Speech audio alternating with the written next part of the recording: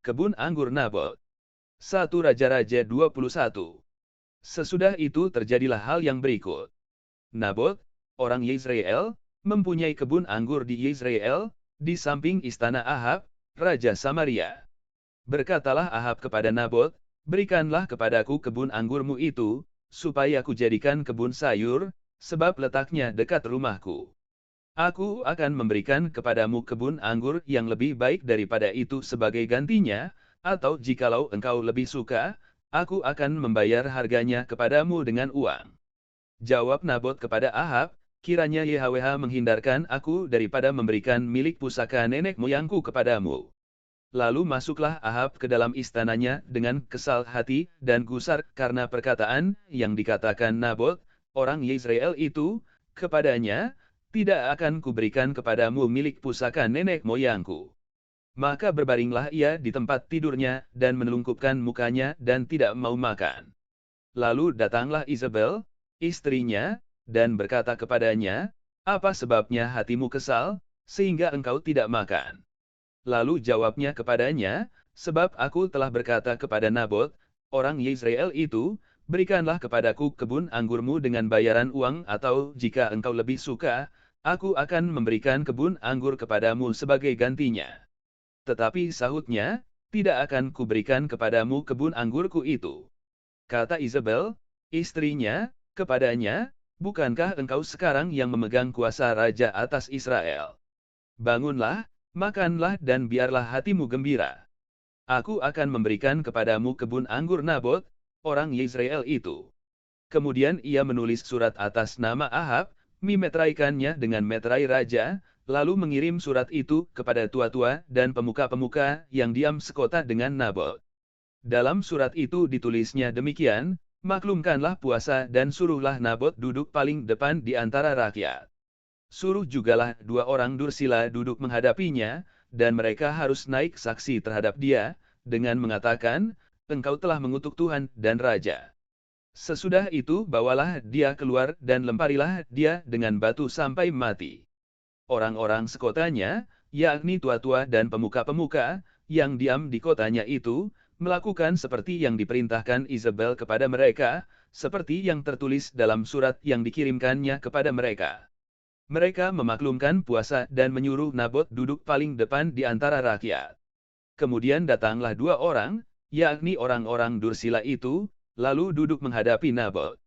Orang-orang dursila itu naik saksi terhadap Nabot di depan rakyat, katanya, "Nabot telah mengutuk Tuhan dan Raja." Sesudah itu mereka membawa dia keluar kota, lalu melempari dia dengan batu sampai mati. Setelah itu mereka menyuruh orang kepada Isabel mengatakan, "Nabot sudah dilempari sampai mati." Segera sesudah Isabel mendengar bahwa Nabot sudah dilempari sampai mati, berkatalah Isabel kepada Ahab, "Bangunlah, ambillah kebun anggur Nabot, orang Yezreel itu, menjadi milikmu, karena Nabot yang menolak memberikannya kepadamu dengan bayaran uang, sudah tidak hidup lagi, ia sudah mati."